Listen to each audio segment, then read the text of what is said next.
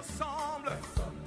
Il est le Dieu de gloire, élevé dans les cieux. Personne n'est comme lui. Personne n'est comme lui. Personne n'est comme lui. Personne n'est comme lui. Personne n'est comme lui. Personne n'est comme lui. Personne n'est comme lui. Voici il vient. Au son de la trompette, chevauchant les nuées, brillant comme le soleil, élève la voix, comme c'est le jubilé. Radio Sion, dansez, voici il vient. Acclamons notre Seigneur. Jésus est Dieu et nous l'acclamons très fort. Amen. Merci beaucoup. Prenons place. Merci chorale, merci Église. Nous voulons continuer notre enseignement sur les portes. Depuis plusieurs semaines, nous parlons des portes. Nous avons commencé un sous-chapitre sur les portes en nous ou dans l'homme. Et nous avons parlé de toutes les portes dans l'homme. Les portes sont des canaux pour entrer ou pour sortir. Les bonnes choses rentrent, les mauvaises choses rentrent. Et les choses peuvent sortir par les portes. Celui qui contrôle les portes, s'il s'agit des portes de l'homme, contrôle l'homme. Celui qui contrôle les portes de la famille, contrôle la famille. Celui qui contrôle les portes de la ville, contrôle la ville. Vous savez, lorsque il y a un meurtre qui est commis quelque part dans Paris, et que l'on recherche, n'est-ce pas, les criminels ou les auteurs du meurtre, le premier réflexe de la police, c'est de verrouiller toutes les portes autour du meurtre. C'est-à-dire qu'on peut s'imaginer que le meurtrier peut sortir par la porte dorée ou la porte de Charenton ou la porte d'Italie. Et les réflexes, c'est au niveau des portes. Et donc, qui contrôle les portes, contrôle la ville. Et les portes, et dans la parole de Dieu, ont une importance spirituelle non négligeable. Je sais que c'est une partie de l'enseignement assez difficile, mais utile. Cela devrait être donné au peuple de Dieu. Mercredi dernier, nous avons parlé des portes de séjour, n'est-ce pas? Des morts et des portes de l'ombre et de la mort.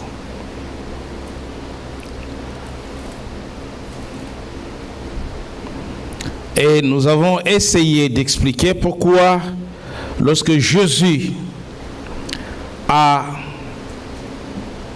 annoncé la fondation de l'Église, dans Matthieu 18, il dit, tu es Pierre, sur cette pierre je bâtirai mon église et les portes de séjour de l'enfer ou des morts ne prévaudront jamais contre elle. Prévaloir est dans la racine grecque du verbe prévaloir. Dans le Nouveau Testament, ce verbe veut dire tout simplement emprisonné ou enfermé. Et nous avons dit que lorsque le Seigneur repousse le port de séjour de la mort contre l'Église, cela voulait dire tout simplement que les puissances de l'enfer, les puissances de la mort ne peuvent pas franchir la maison de Dieu et porter la main sur les enfants de Dieu et faire d'eux des prisonniers ou des captifs comme Satan et ses serviteurs les font dans le monde. Ce soir, nous parlerons à l'inverse des portes de séjour, de mort ou de l'ombre de la mort. Nous parlerons des portes des écluses des cieux. Les portes des écluses des cieux. Contrairement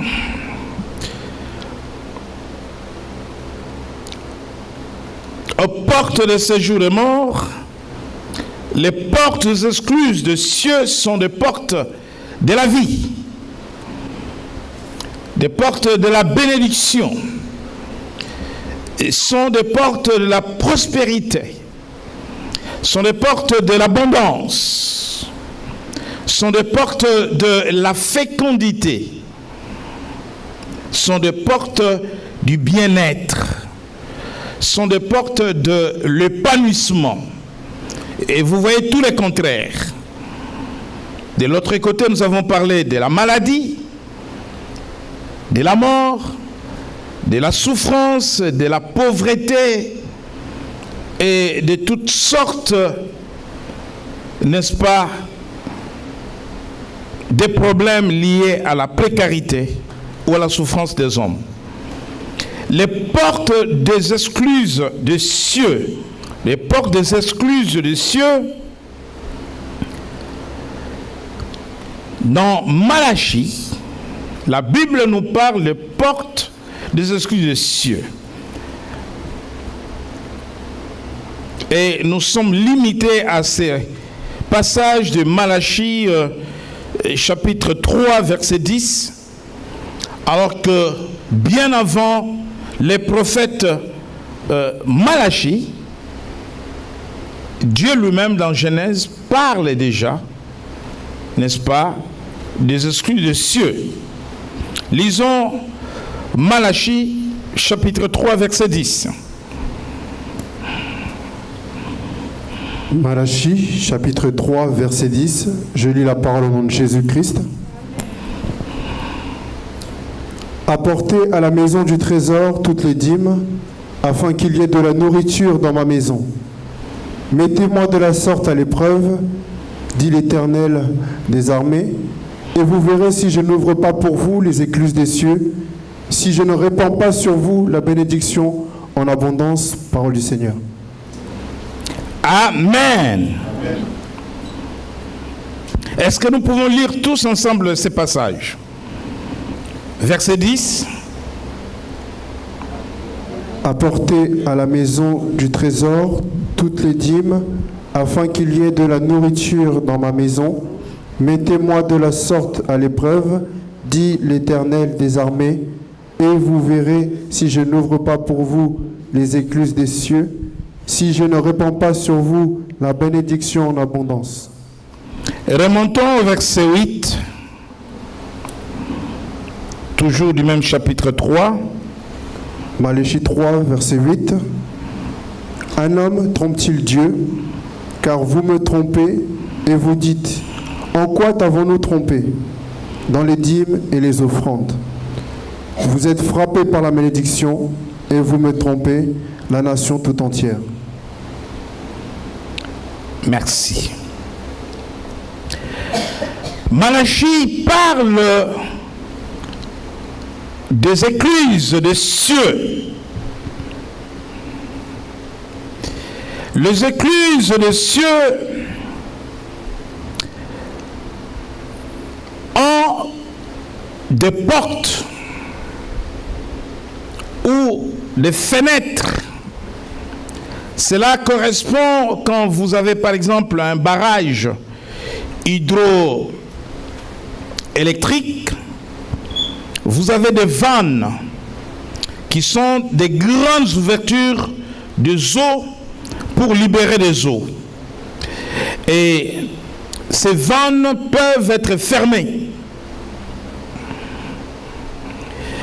Quand vous regardez les passages des pompiers et dans des quartiers, il y a des vannes qui sont des colonnes.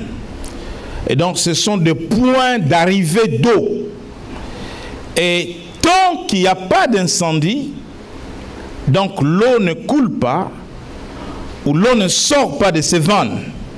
Mais si les pompiers arrivent avec leur véhicule pour éteindre les feux, ils viennent déjà avec de l'eau stockée dans leur citerne. Mais si l'incendie est important, ils peuvent puiser de l'eau, mais au travers de ces vannes-là. Et donc, les excuses de cieux sont des portes où Dieu peut fermer comme il peut ouvrir. Avant le péché de l'homme, le ciel était ouvert à l'homme.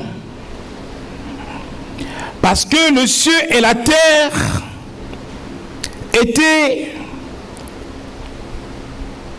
comme un seul territoire.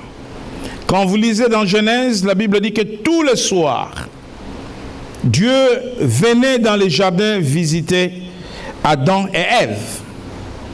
Et ils étaient sur la terre et lui venait, n'est-ce pas, du ciel. Et donc, les cieux ont été fermés aux humains après la chute de l'homme. Le péché a amené la séparation entre le ciel et la terre, entre l'homme et Dieu. Et c'est pour cela que quand nous regardons dans l'Ancien Testament, nous allons voir constamment qu'à chaque fois que le peuple péchait, ou à chaque fois que le peuple marchait et dans la désobéissance, Dieu lui refusait la rosée, la pluie. Or, parce que Dieu lui refusait la pluie, le ciel était fermé. Les portes étaient fermées. Et nous devons savoir que dans notre vie, nous avons plusieurs portes.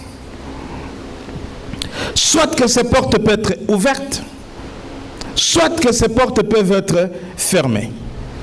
Mais celui qui a la clé de David pour ouvrir et pour fermer s'appelle Jésus-Christ de Nazareth, notre Seigneur et Sauveur.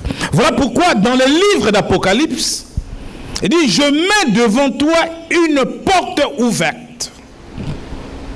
Une porte ouverte que personne ne pourra fermer. Dans le livre de Genèse, avant Malachie, mais avant de parler de Genèse,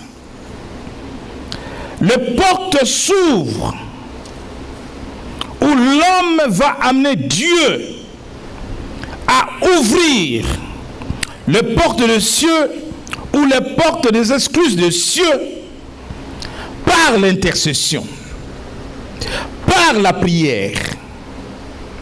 Premièrement, quels sont les moyens que dispose un chrétien, un enfant de Dieu, l'Église, pour amener Dieu à ouvrir les portes des excuses des cieux? Le premier moyen, c'est l'intercession ou la prière.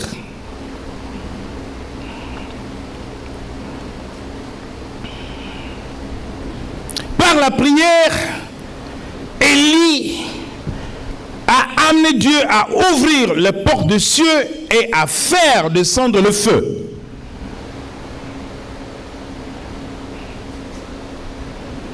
Par la prière, Salomon, lors des dédicaces du temple de Jérusalem, a amené Dieu à ouvrir les portes des escaliers des cieux et à faire descendre le feu afin que l'Holocauste soit consumé.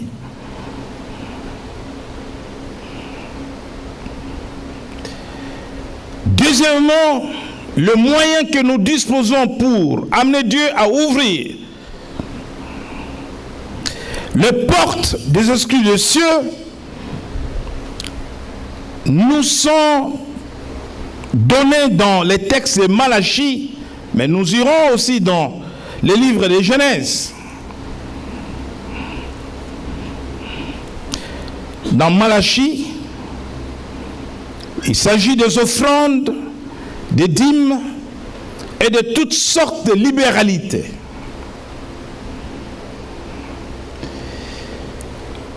Dieu lui-même parle à son peuple à travers son prophète. Il dit, mettez-moi de sorte à l'épreuve, et vous verrez si je n'ouvre pas pour vous les escaliers des cieux. Cela veut dire que les portes des escaliers des cieux étaient fermées à ce peuple. Parce que ce peuple trompait Dieu.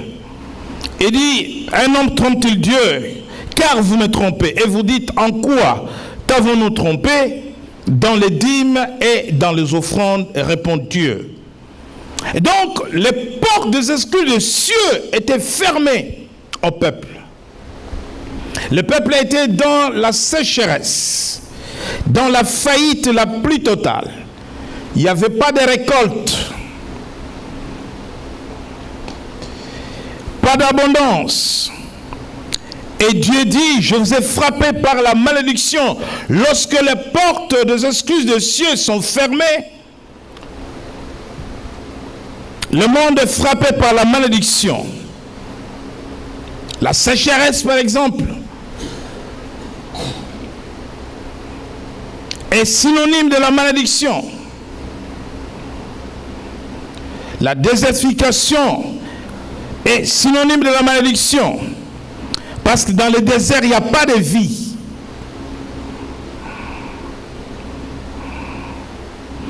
Et voilà pourquoi les démons sont chassés pour aller trouver refuge dans les lieux arides. Parce que dans les lieux arides, nous ne pourrons trouver ni les hommes ni les animaux. Car un démon, c'est un esprit privé de chair et de sang, et qui pour accomplir sa ruse et ses desseins va s'en approprier soit le corps humain ou le corps d'un animal. Mais les démons peuvent aussi s'attacher aux objets. Et voilà pourquoi les démons, lorsqu'on les chasse et qu'on les commande d'aller dans les lieux arides, ils choisissent d'aller ailleurs que d'aller dans les lieux arides. Et donc, quand il y a sécheresse, quand il n'y a plus de pluie, il n'y a plus de récolte, et nous sommes dans les contextes où les dîmes étaient données en nature, où les offrandes étaient données en nature. Et au temps ancien, on ne donnait pas l'argent, mais on donnait les produits de la récolte.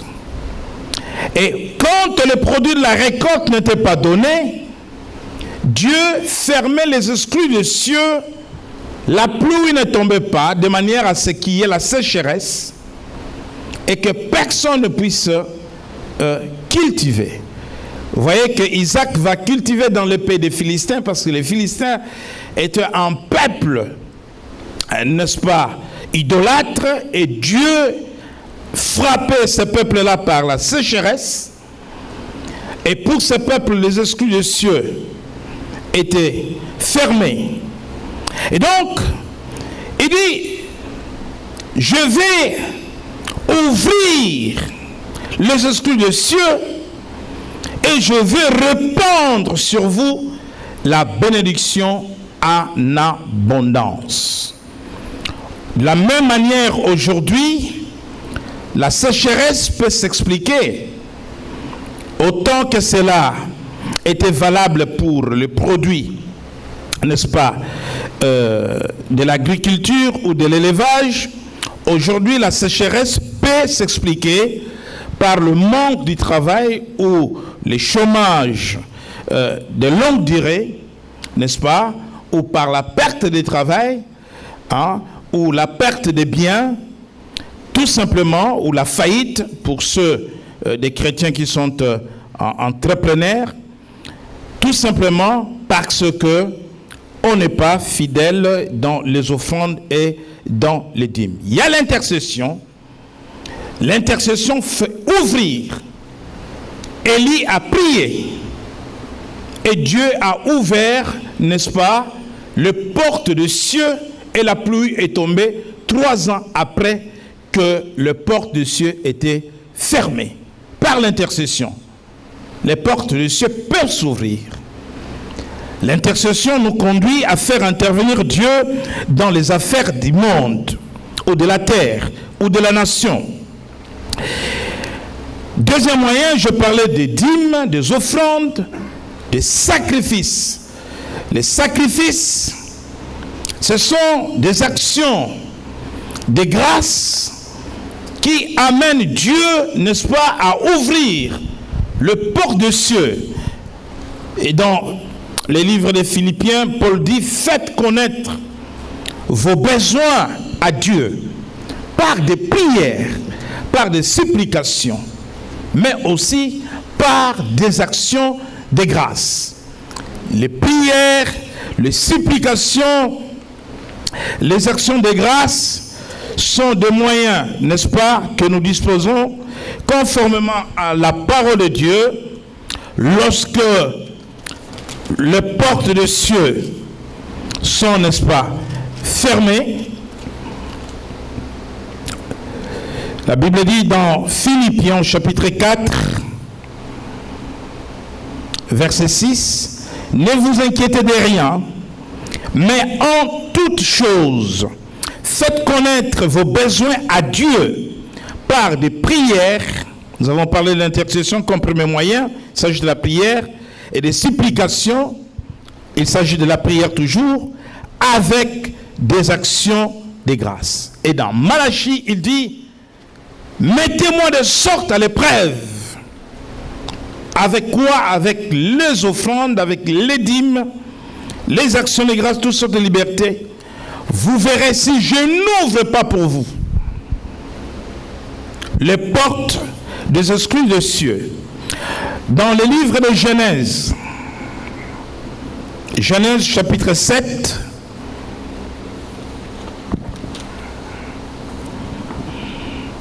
Genèse chapitre 7, verset 11, je lis la parole au nom de Jésus. L'an 600 de la vie de Noé, le second mois, le 17e jour du mois, en ce jour-là, toutes les sources du grand abîme jaillirent, et les écluses des cieux s'ouvrirent. La pluie tomba sur la terre 40 jours et 40 nuits. Ce même jour entrèrent dans l'arche de Noé, Sem, Cham et Japheth, fils de Noé, la femme de Noé et les 3 femmes de ses fils avec eux.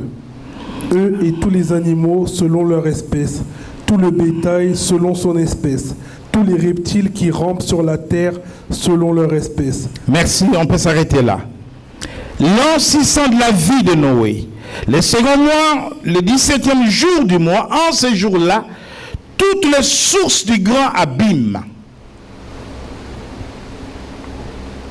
jaillirent et les excluses des cieux s'ouvrirent. La pluie tomba sur terre. Dieu a ouvert. Vous savez, une pluie peut tomber 2 minutes, 3 minutes, 1 heure, 2 heures, une demi-journée. Mais déjà, quand une journée, le soir, il faut suivre la télé, on vous parle des inondations. Et là, on vous dit combien de jours? 40 jours et 40 nuits. C'est-à-dire que Dieu a laissé les exclus des cieux ouverts, les portes des cieux ouvertes pour faire tomber la pluie. Mais il n'a pas seulement ouvert les exclus des cieux. Nous avons parlé des portes de séjour de mort le mercredi dernier. Amen. Et nous avons dit que quand un homme est à la porte de séjour de mort, certaines personnes, dans leur maladie, dans leur détresse, dans leur situation difficile, ils ont déjà touché, tout en marchant, tout en vivant, ils sont déjà à la porte de ce jour de mort. C'est ce que nous avons dit. Amen. Et nous avons vu les psalmistes dire, « Ô Éternel, enlève-moi de la porte de ce jour de mort. » Vous pouvez être peut-être parfaitement en bonne santé, mais spirituellement, vous êtes parmi les mourants. Et c'est pour cela que le psalmiste dit, quand je marche dans la vallée de l'ombre de la mort, il n'est pas mort. Mais il marche déjà dans la vallée de l'ombre de la mort. C'est-à-dire, il est entre la vie et la mort. Autrement, nous dirons que l'esprit de mort plane sur la personne. Et la mort peut intervenir à tout moment. Et dans Genèse ici, 6:11, en ce jour-là, toutes les sources du grand abîme jaillirent. Et les excluses des cieux s'ouvrirent. Les sources du grand abîme. Là, il s'agit de sources du grand abîme, il s'agit de portes de séjour de mort.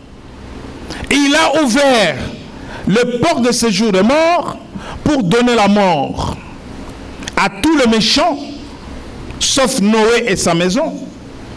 Et il a ouvert les exclus des cieux pour faire tomber la pluie. Donc, je vous ai dit que le séjour de mort, c'est pour la mort, et les exclus des cieux, c'est pour la vie. 40 jours et 40 nuits, il a laissé les robinets, les grands robinets ouverts. Et il a plu sans cesse. Et lorsque nous allons dans le livre de Genèse, au chapitre 28, là, nous voyons encore les portes de cieux. C'est une expérience de Jacob qui parle de portes de cieux.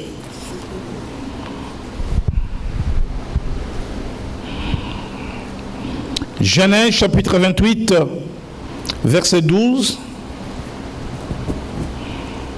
Genèse chapitre 28, verset 12. Je lis la parole au nom de Jésus-Christ. Il eut un songe, et voici une échelle était appuyée sur la terre, et son sommet touchait au ciel. Et voici les anges de Dieu montaient et descendaient par cette échelle. Et voici l'Éternel se tenait au-dessus d'elle, et il dit, je suis l'Éternel, le Dieu d'Abraham, ton père, et le Dieu d'Isaac. Je pense que c'est Genèse 8. Genèse chapitre 28, verset 12. Vous êtes là? Reprenez la lecture. Il eut un songe, et voici une échelle était appuyée sur la terre, et son sommet touchait au ciel. Et voici les anges de Dieu montaient et descendaient par cette échelle. Et voici l'Éternel se tenait au-dessus d'elle. Et il dit, je suis l'Éternel, le Dieu d'Abraham, ton père, et le Dieu d'Isaac. Lisez le verset 17. Verset 17. Il eut peur et dit, que ce lieu est redoutable, c'est ici la maison de Dieu, c'est ici la porte des cieux. Amen. C'est ici la porte des cieux. Mais je vais vous montrer, je venais de le montrer dans Malachie, mais quand on parle du texte de Malachie, les chrétiens pensent qu'on veut faire les offrandes avec ce texte-là. Non. Mais je vais vous montrer les textes de Genèse avant Malachie. Parce que Dieu dit, pour que j'ouvre les exclus des cieux, mettre fin à votre sécheresse, mettre fin à votre souffrance. Mettez-moi à l'épreuve, parce que vous avez cessé de me donner. Parce que vous m'avez assez trompé dans les dîmes et dans les offrandes. Vous m'avez trompé dans les sacrifices.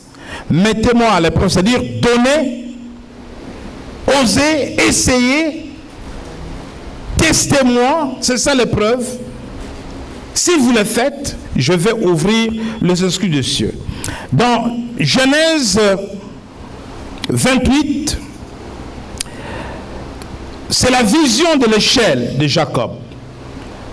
Une échelle de la terre au sommet, dont Dieu se trouvait au sommet, et les anges faisaient les allers-retours entre le ciel et la terre, à l'unisson, comme au temps d'avant la chute de l'homme. La terre était connectée avec le ciel. Et là, Jacob dit, au verset 17, c'est ici la maison de Dieu. En hébreu, Bethel. Bethel veut dire maison de Dieu.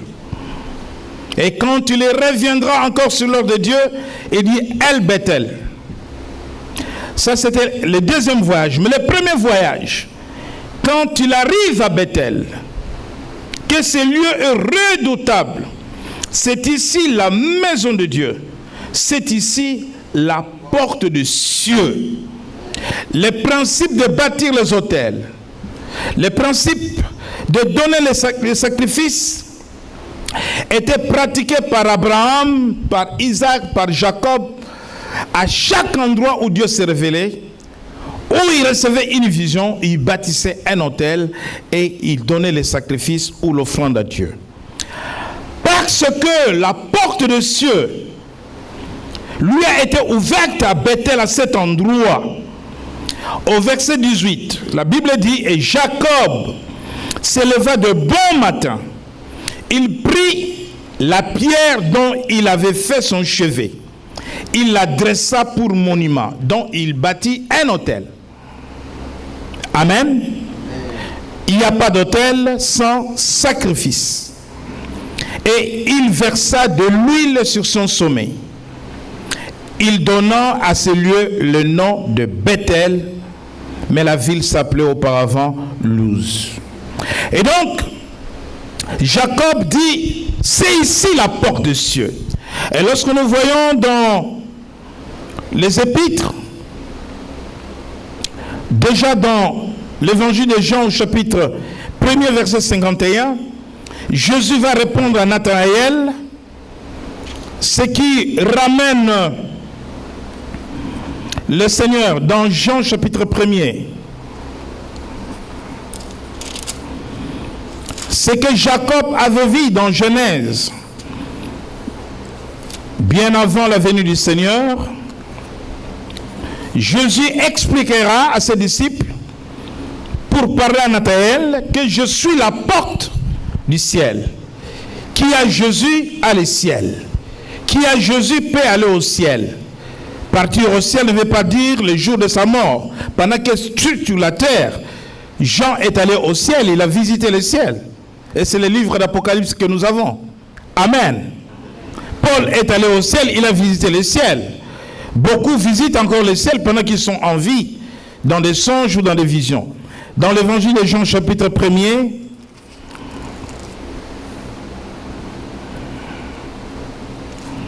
verset 51.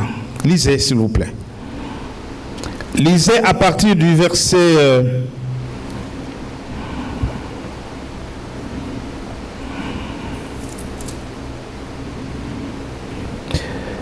à partir du verset 48, mais nous allons retenir le verset 51. Jean, chapitre 1, verset 48 à 51. Je lis la parole au nom de Jésus. « D'où me connais-tu » lui dit Nathanaël.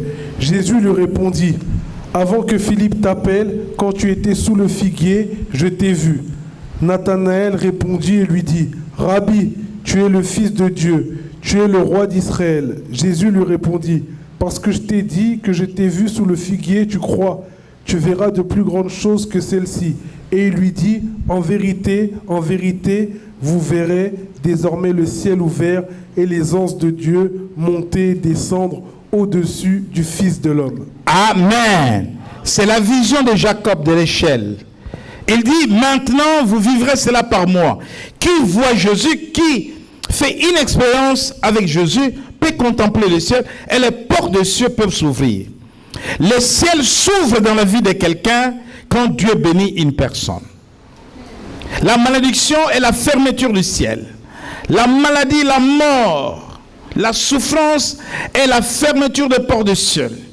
Dans la vie de beaucoup de gens, ces portes des cieux sont complètement fermées.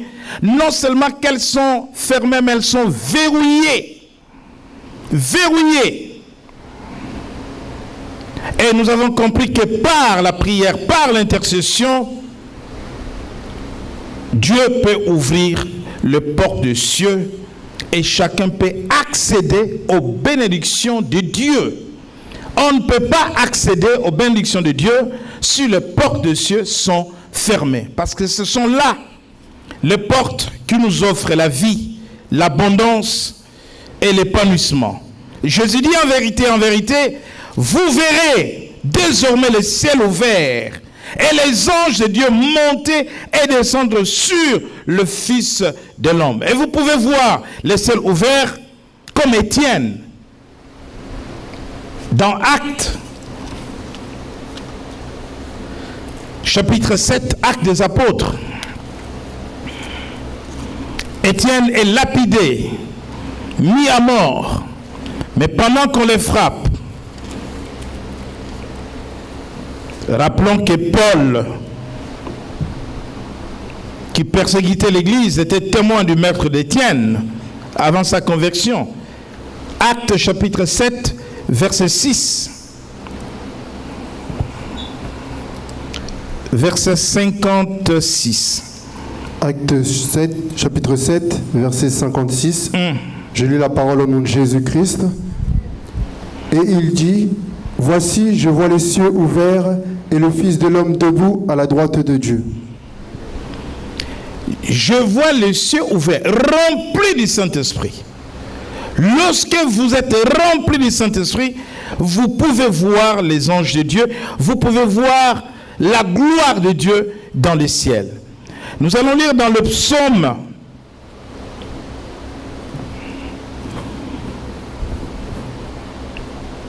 le psaume 108, verset 4. Ensuite, le psaume 113, verset 4 aussi.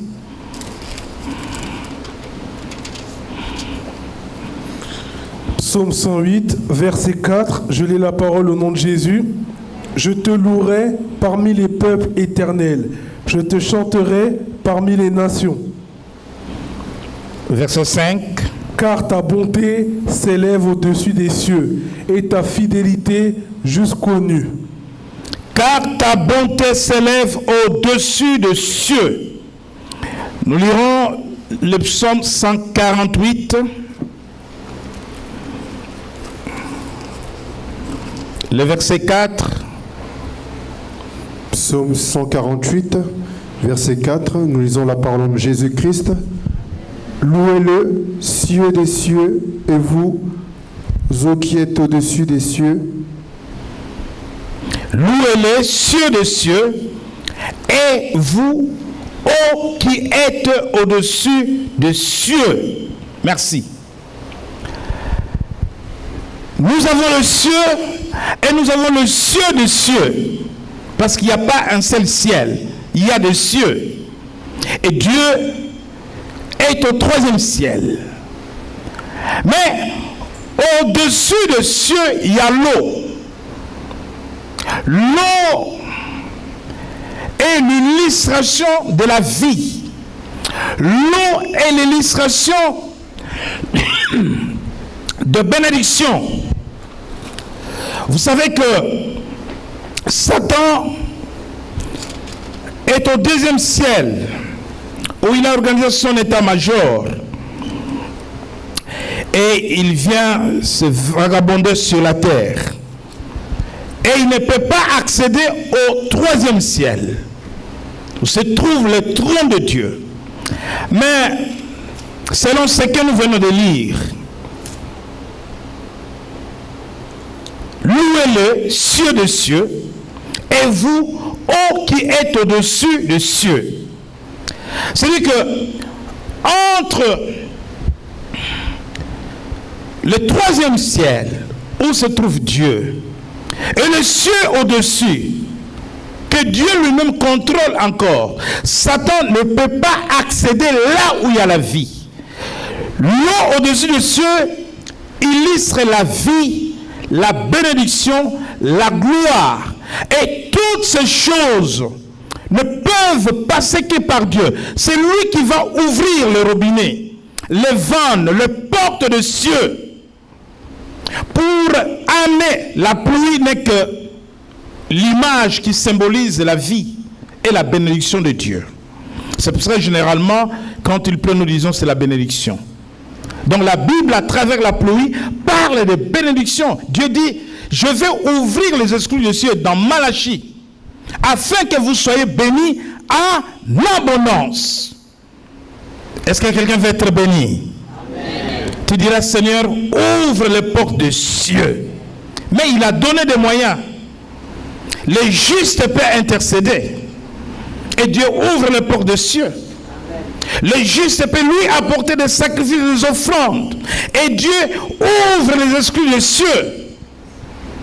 Et donc, lorsqu'il ouvre les eaux des exclus divins, il déverse sur nous toutes sortes de bénédictions.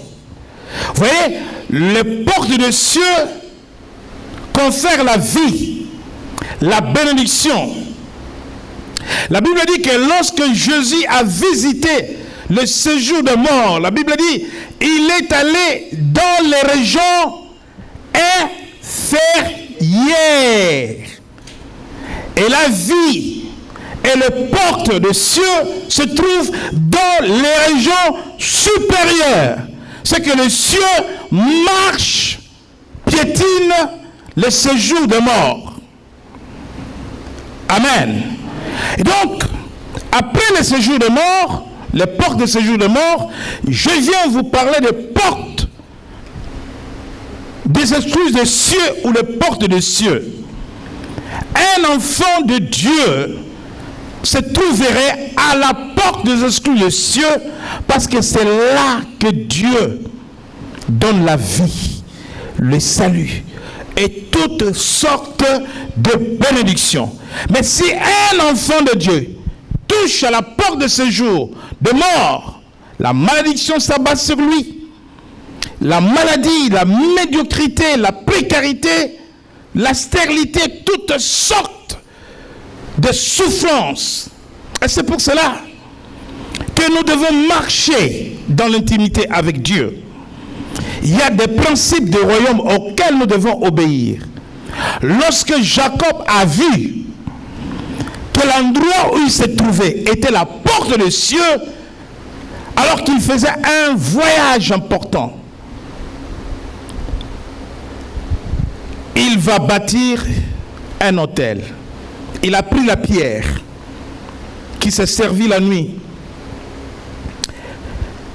pour dormir, pour bâtir un autel, et il a versé de l'huile et de vin. Il a donné l'offrande. Ce vin était synonyme de la mort, du sang de Jésus à la croix. Et c'est la Sainte Seine que nous prenons. Lorsqu'Abraham revenait de la guerre, donne la dîme de tout à Melchisedec. Melchisedec lui donne le pain et le vin. C'est la Sainte Seine. Pourquoi il lui donnait le vin et le pain? Le vin symbolisait déjà le sang de Jésus. Et Melchisedec, voyant qu'Abraham venait de commettre des meurtres, de tuer des gens, il devrait être sanctifié. C'était le symbole de la sanctification. Et donc, hormis l'intercession, nous devons comprendre que les sacrifices, les alliances, parce que là où il y a un autel, il y a une alliance. Si c'est l'autel bâti pour Dieu, il y a une alliance avec Dieu. Si je fais de mon corps un autel de l'Éternel, je suis en alliance avec l'Éternel. Et si je suis en alliance avec l'Éternel, je suis à la porte des cieux. Je suis rempli du Saint-Esprit. Je peux voir les portes des cieux s'ouvrir. Partout où je vais, je verrai la grâce de Dieu. Alléluia. Amen. Et il est important de comprendre que les portes des cieux s'ouvrent. Et nous avons les moyens pour amener Dieu d'ouvrir ces portes pour nous et dans nos vies. Mais si j'ai quelque chose à te demander, approche-toi des portes des exclus des cieux. Éloigne-toi des portes de séjour des morts. Et pour s'approcher des portes de séjour des cieux, il faut marcher avec Dieu. On marche avec Dieu en obéissant à sa parole. Le plus grand problème des chrétiens aujourd'hui, et le problème le plus grave des chrétiens, c'est la marche avec le Seigneur. C'est la marche avec le Seigneur. Dieu n'est pas un homme à qui on donne des explications, devant qui on peut se justifier. Vous savez, Adam a voulu aussi se justifier et accuser Dieu. Qui t'a appris que tu es nu? La femme que tu m'as donnée? Non. Il aurait dû dire à Dieu, j'ai mangé le fruit interdit. Il dit, c'est elle qui m'a donné. Adam n'était pas un bon mari. Parce que si on aime sa femme, on meurt avec sa femme. Je pense qu'il voulait bénéficier de la grâce de Dieu. Et qu'est-ce que tu fais de Ève?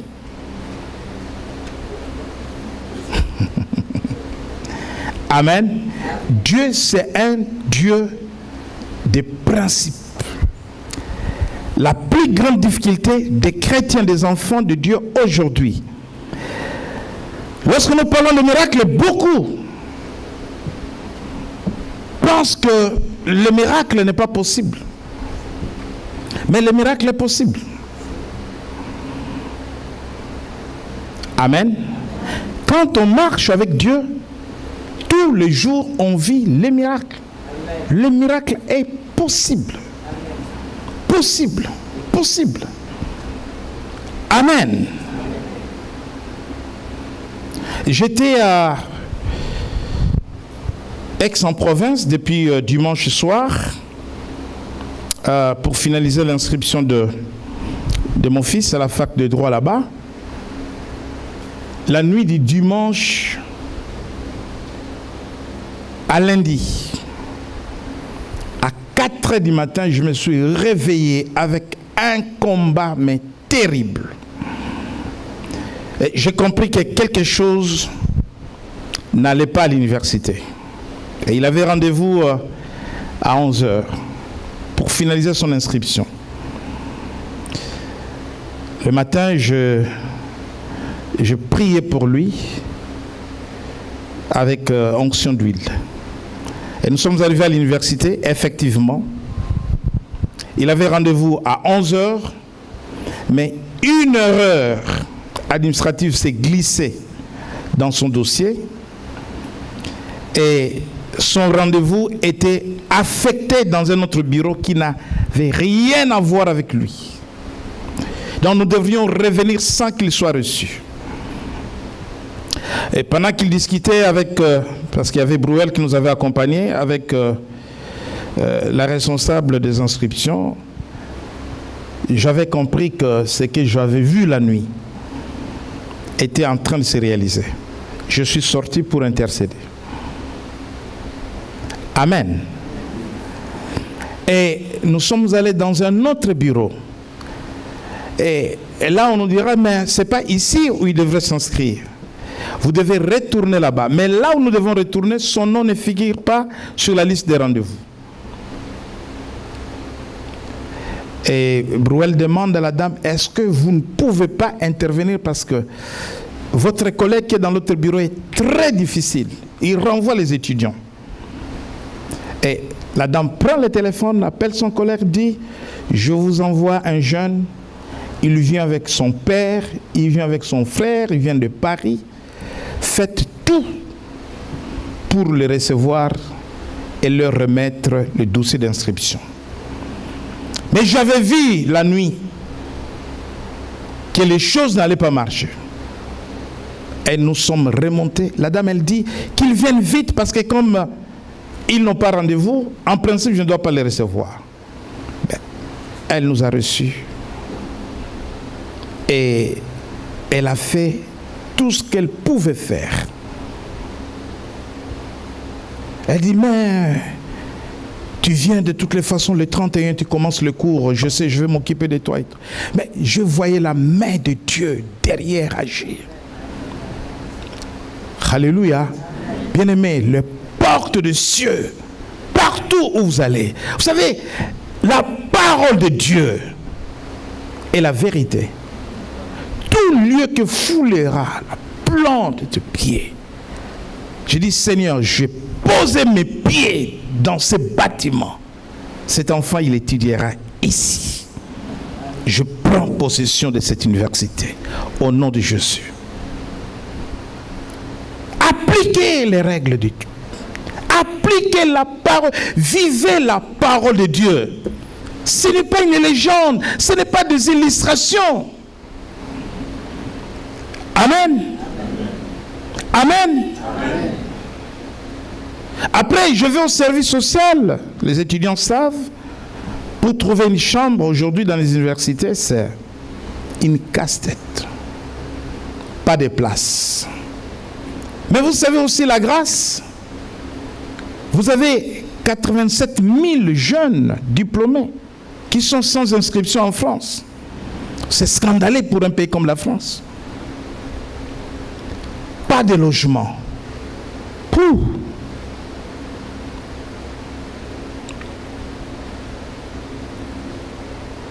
Je rentre dans le privé autour de l'université, des chambres et tout. Et comme toujours, c'est Brouel qui me ramène un contact. Il dit, papa, il y a une résidence pour étudiants juste à côté de la faculté. Comment tu as trouvé ça? Il dit, sur Internet, on y va. On arrive là-bas. C'est à 10 minutes, 5 minutes à pied. Il fallait trouver une chambre. Bien aimé dans le Seigneur, quand tu marches avec Dieu, il y a des difficultés. Nous sommes dans un monde où tu vas quelque part, celui qui te reçoit, c'est un sataniste. Il sait que tu es un enfant de Dieu. Il le sait. Il voit, il est chrétien. Toi, tu ne vois pas le satanisme, mais le satanisme te voit. Il commence à te faire marcher. Les enfants disaient, ben celui-là, il va parler chinois. Moi, je ne comprenais pas leur langage. Ça veut dire quoi, il va parler chinois? Owen. Bruno, non, pas celui-là. Lui, il va parler chinois. On va l'autre. Mais c'est quoi parler chinois? Je comprenais.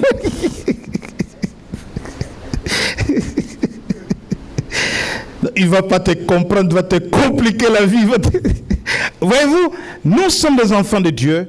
Nous devons partout aller ouvrir les portes. Alléluia. Dans le travail, à l'école, dans la vie, partout où tu vas, il faut qu'une porte s'ouvre. Je vais parler à une sœur qui me disait cet après-midi, je suis en train de me reposer avec tous mes problèmes, je voudrais te dire que toutes les portes s'ouvrent. Et je voudrais dire à quelqu'un que cette semaine, c'est la semaine d'ouverture de portes des cieux. Amen. Alléluia. Amen. Tu vas ce soir avec une parole de Dieu. Si tu n'as rien à faire, commence à jeûner. ce soir.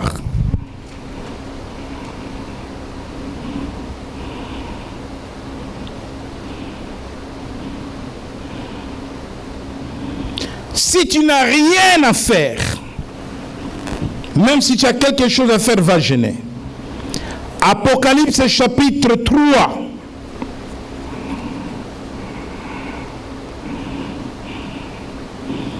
Nous allons nous retrouver ici vendredi pour l'intercession. Et dimanche, nous serons encore ici pour notre culte dominical. Voici une parole que le Seigneur nous donne. Une parole prophétique pour chacun d'entre nous. Apocalypse chapitre 3, verset 8.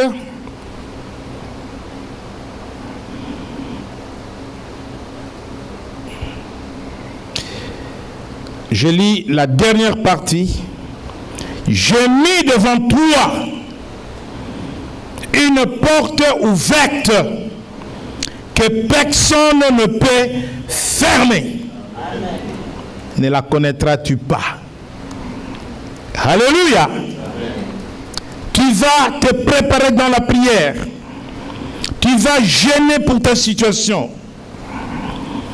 Tu peux commencer à jeûner à minuit jusqu'à vendredi. Pourquoi jusqu'à dimanche? J'ai mis devant toi une porte ouverte. Tu diras, Dieu, je veux voir cette porte s'ouvrir. Amen. Je veux voir cette porte s'ouvrir. Je veux voir cette porte s'ouvrir. Je mis devant toi une porte ouverte que personne ne peut fermer. C'est la semaine des portes. Dites semaine des portes. Semaine des portes. C'est la saison des portes. Amen. Que le Seigneur vous bénisse.